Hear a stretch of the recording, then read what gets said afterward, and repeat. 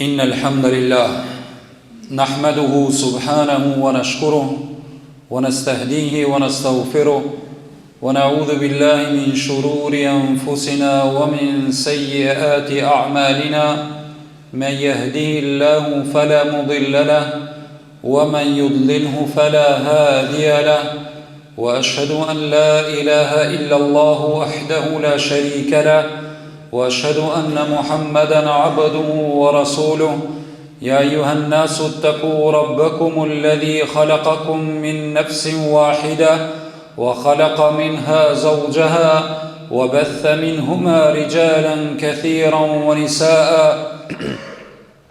واتقوا الله الذي تساءلون به والأرحام إن الله كان عليكم رقيبا أما بعد فإن أصدق الحديث كتاب الله وخير الهدي هدي محمد صلى الله عليه وسلم وشر الأمور محدثاتها وكل محدثة بدعة وكل بدعة ضلالة وكل ضلالة في النار وبعد falënderimet dhe lavdërimet I takojnë të Madhit Allah.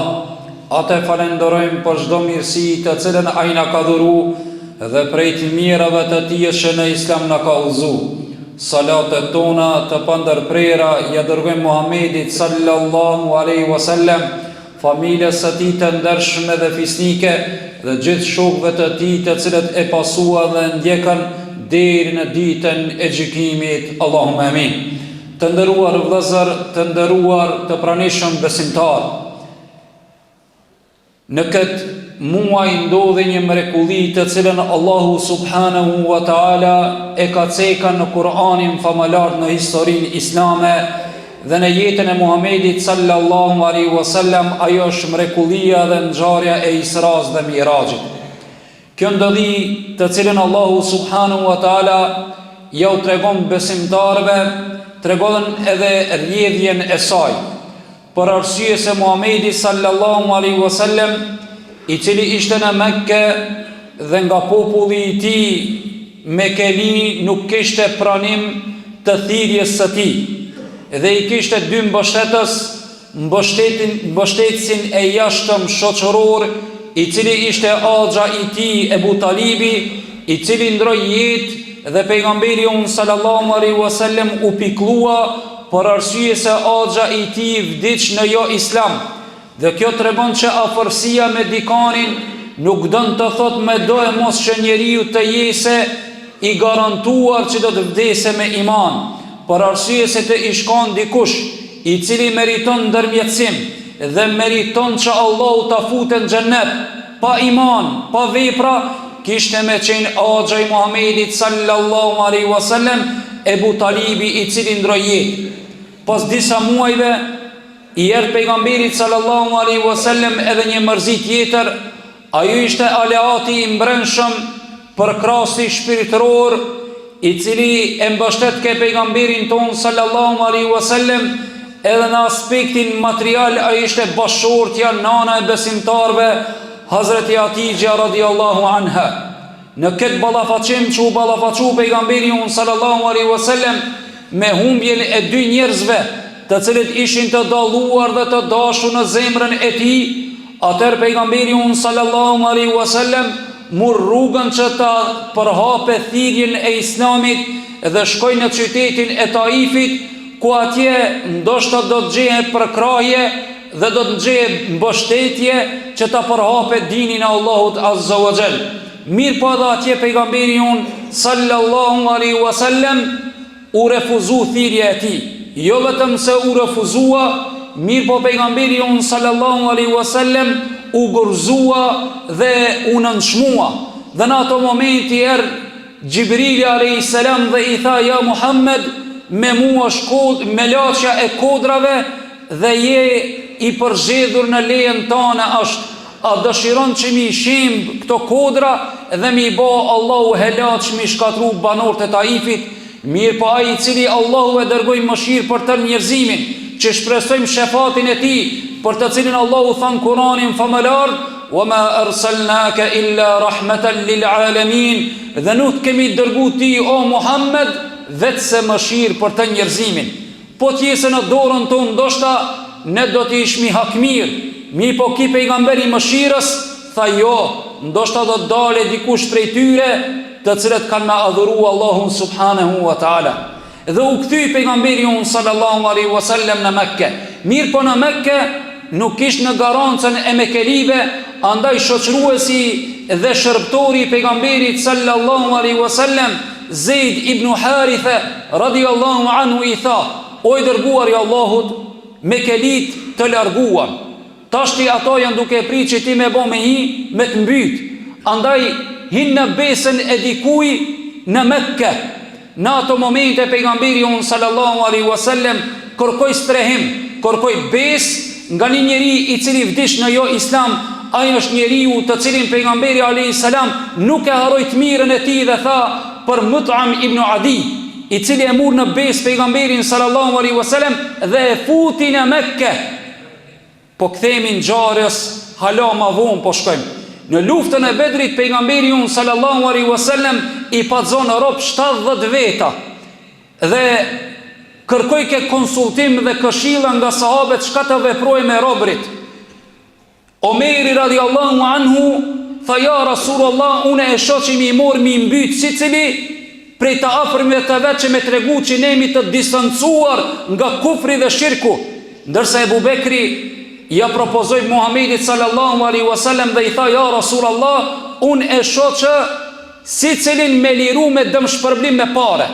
Dhe pejgamberi sallallahu alaihi wasallam këtu e tregon një rast.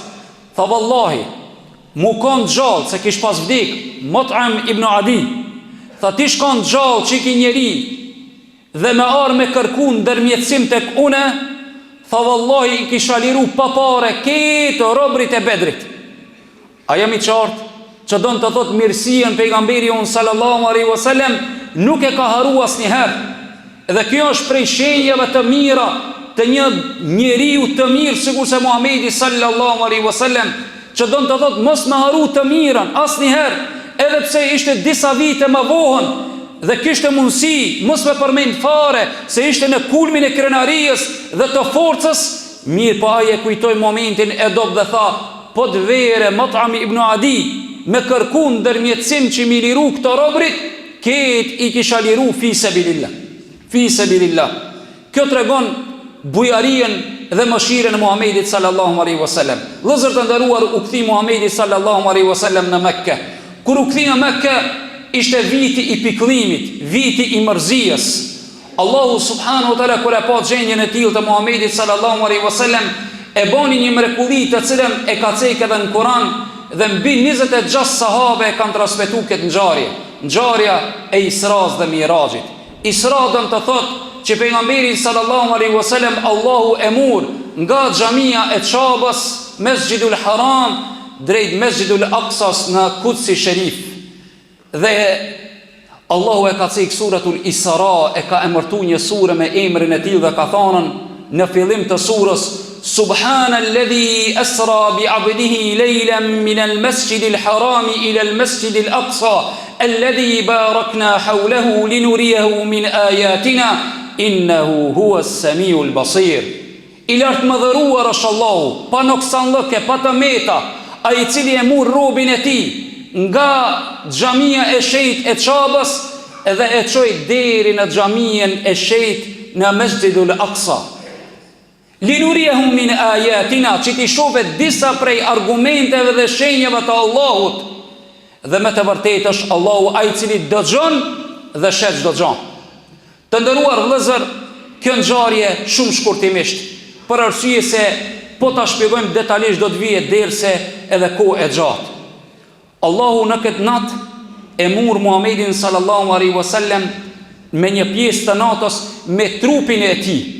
Besimi i muslimanëve është, nga akidja e muslimanëve është që me besu natën e Isras dhe Mirajit. Mirë po në të njëjtën kohë duhet ta kuptojmë që nuk ka qenë ëndër, po ka qenë realitet fizik. E ka morë Allahu Muhamedit sallallahu alaihi wasallam, që është i njohur në hadith, që e ka morë Allahu tebareke ve teala Xhibril alayhis salam fillimisht ja ka pasur zemrën Muhamedit sallallahu alaihi wasallam. Më pastaj e ka hip në Burak.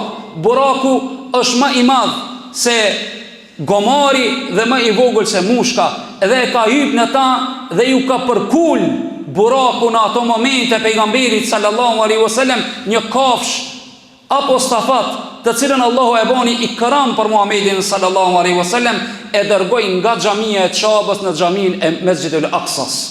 Atje pejgamberi sallallahu alaihi wasallam dul imam para krejt pejgamberve dhe i fali 2 recate. Dhe më pastaj Gjibrili alayhis salam ja ofroi Muhamedit sallallahu alaihi wasallam pirjen e alkoolit të rakijës dhe pirjen e çumshit të tamlit. Dhe i tha, përgjedhe cilën don me konsumu dhe me pi. Pejgamberi sallallahu alaihi wasallam e përgjedhi tamlin.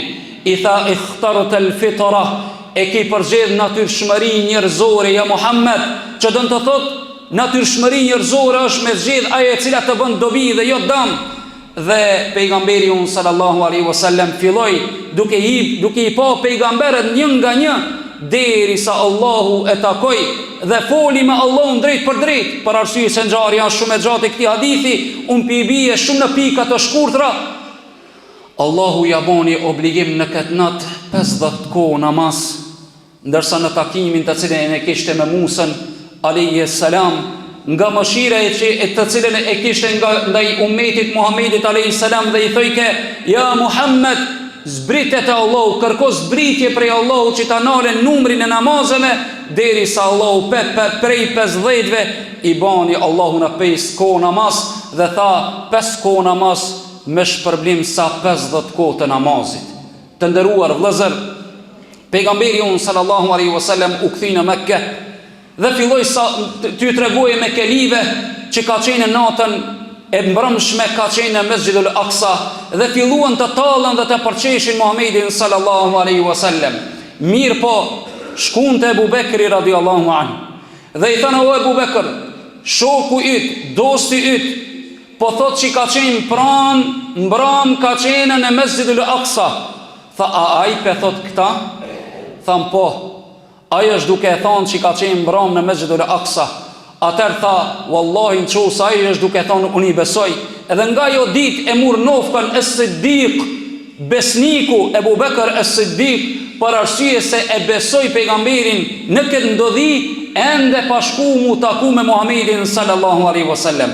Dhe kështu vëllezër të nderuar, në pika të shkurtra e tregum këtë ndodhi të Isras dhe Mirajit. Këtu ka disa mrekulli.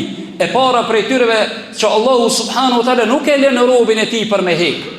Vëllezër, robi kur është në vështirësi dhe i mbështetet Allahu dhe kërkon ndihmë prej tij, Allahu do t'ia gjejë rrugdaljen dhe do t'i gjejë zgjidhje. Wa man yattaqillaha yaj'al lahu makhraja. Kush i ka frikën Allahut, Allahu do t'ia çelë rrugdaljen. Kjo është premtimi i Allahut, andaj edhe Muhamedit sallallahu alaihi wasallam në momentet më të vështira, Allahu i erdh me një siharish, me një mrekulli të madhe, sikurse mrekullia e Isras dhe Mirajit. 2 vëllezër, pejgamberin sallallahu alaihi wasallam, Allahu e pastroi zemrën e tij 2 herë. Herën e parë kur ishte te Halimja, kur ishte voglush dhe fëmijë, dhe radhën e dytë kur e mul natën e Isras dhe Mirajit, ja çeli gjoksin Gjibrili alayhis salam dhe e pastroi me ujë të Zemzemit zemrën e Muhamedit sallallahu alaihi wasallam. Tjetra vëllezër, prej mrekullive që pejgamberi sallallahu alaihi wasallam ju dul pejgamberve imam, don të thotë që nuk ka fe, nuk ka pejgamber të cilin lejohet me ndjek pas ardhjes së Muhamedit sallallahu alaihi wasallam. Për arsye se ti shkon dikush më parimor kish dal ai imam, mirë po dul Muhamedi alayhis salatu wassalam dhe Allahu e bani që ai të jese imam i njerëzisë dhe pejgamberi i fundit. Dhe vëllezër të nderuar, për fund ishte namazi të cilin Allahu e bani farz në natën e Isras dhe Mirajit. O ummeti i Isras dhe Mirajit, o ummeti i cili Allahu ja bani 50 kohë namaz farz, mirë po nga mëshira që e ka ndaj ummetit të Muhamedit sallallahu alaihi wasallam, e zbriti 50 në 5, ku jeni o ummeti Muhamedit sallallahu alaihi wasallam, të cilët e neglizhoni dhe harroni dhe pritoni që edhe këto 5 kohë namaz mi falen. Vëllezër të nderuar, mos harroni që njeriu punën e parë të cilën do të vetet në varr, do të pyetet në varr ka me qenë namazi. Andaj kujdes, ndaj namazit, për arsye se ishte edhe porosia Muhamedit sallallahu alaihi wasallam në çastet e vdekjes, duke thënë as-sala, namazi. Lut Zotin e madh që Allahu na bëjë për atyreve të cilët kujdesmi për namazin dhe ndodhit e tilla, sikurse nata e Isras dhe Mirajit, nuk i mona vetëm si manifestim, po i mona dhe si mësim. Wa qulu qawli hadha wa astaghfirullaha li wa lakum fastaghfiru innahu huwal ghafuru ar-rahim.